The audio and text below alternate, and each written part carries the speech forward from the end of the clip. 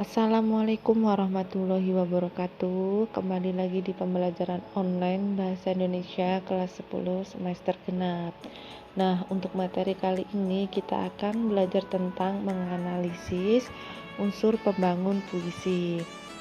Pada hakikatnya, puisi itu ada 3 aspek penting, yaitu sifat seni, kepadatan, dan ekspresi tidak langsung.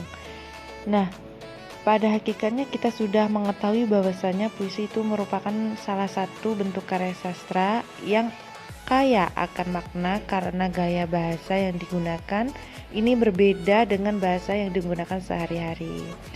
Nah, anak-anakku sekalian, untuk lebih memahami puisi, kamu akan mempelajari unsur-unsur puisi, yaitu unsur fiksi dan unsur batin puisi. Unsur yang pertama itu adalah unsur fiksi. Nah, unsur fiksi ini adalah unsur yang bersifat fiksi atau nampak dalam puisi. Unsur-unsur fiksi ini meliputi yang pertama itu adalah tipografi. Tipografi ini adalah merupakan pembeda yang penting antara puisi, prosa, serta drama. Nah, anak-anakku sekalian, tipografi ini dalam kaitannya dengan tipografi larik-larik puisi yang tidak berbentuk paragraf akan tetapi berbait. Nah, tipografi ini dipandang sebagai sesuatu yang sangat penting sehingga menggeser kedudukan makna kata-kata. Unsur fiksi yang kedua itu adalah diksi. Diksi merupakan pemilihan kata-kata yang dilakukan oleh penyair dalam puisinya. Nah, kata-kata inilah yang digunakan dalam puisi merupakan hasil pemilihan yang sangat cermat. Tentunya dengan mempertimbangkan segi makna, susunan bunyi ataupun hubungan kata tersebut dengan kata-kata lainnya dalam baris dan baitnya. Oleh karena itulah, kedudukan kata-kata dalam puisi sangat penting bagi penyair. Unsur fiksi yang ketiga itu adalah imaji. Imaji ini sama saja dengan imajinasi. Jadi imaji ini adalah merupakan kata atau susunan kata yang dapat menimbulkan khayalan atau imajinasi bagi penyair. Nah, dengan adanya imajinasi tersebut, pembaca seolah-olah merasakan, mendengar, ataupun melihat sesuatu yang diungkapkan penyair dalam puisi tersebut. Yang keempat ini adalah kata konkret. Untuk membangkitkan imajinasi pembaca, kata-kata harus dikonkretkan.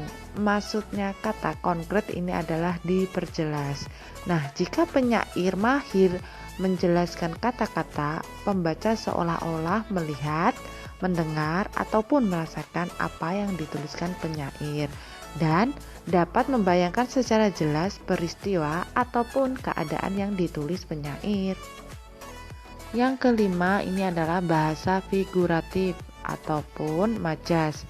Adalah bahasa yang digunakan penyair untuk mengatakan sesuatu dengan cara membandingkannya dengan benda ataupun kata-kata lain. Nah, majas ini biasanya mengiaskan atau mempersamakan sesuatu dengan hal yang lain. Maksudnya nih, agar gambaran benda tersebut yang dibandingkan itu lebih jelas.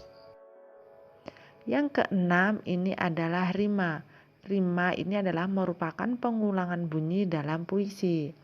Rima menjadikan puisi lebih indah. Selain itu, rima pun menjadikan makna lebih kuat. Selain rima, dikenal pula istilah ritme. Ritme ini adalah pergantian tinggi rendah, panjang pendek, dan keras lembutnya ucapan bunyi dalam puisi. Selanjutnya, unsur yang kedua itu adalah unsur batin puisi. Nah, maksudnya unsur batin puisi ini adalah kebalikan dari unsur fiksi. Kalau unsur fiksi berada di dalam atau tampak, sedangkan unsur batin puisi ini tidak tampak langsung dalam puisi tersebut. Unsur batin puisi ini meliputi yang pertama itu adalah tema.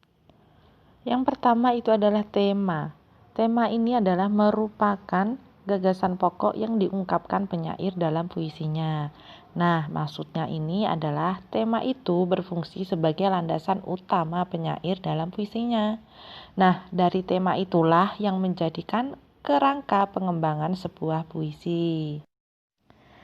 Unsur batin yang kedua itu adalah perasaan. Nah, puisi merupakan karya sastra yang paling mewakili ekspresi perasaan penyair.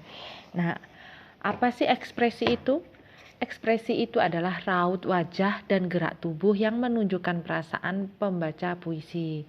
Nah, dari ekspresi inilah pembaca puisi harus disesuaikan dengan isi puisi yang dibacakannya. Kegiatan tersebut membantu penonton memahami isi puisi yang dibacakan. Dengan ekspresi juga, penonton akan ikut merasakan suasana dalam puisi yang sedang mereka saksikan. Yang ketiga ini adalah nada dan suasana. Nada adalah cara penyampaian sikap dari penyair dalam puisinya, sedangkan suasana adalah efek yang dirasakan pembaca setelah membaca ataupun mendengarkan puisi. Misalnya nih, nada duka yang diciptakan penyair dapat menimbulkan suasana iba di hati pembaca. Ada lagi, jikalau ada nada kritik dapat menimbulkan suasana penuh pemberontakan.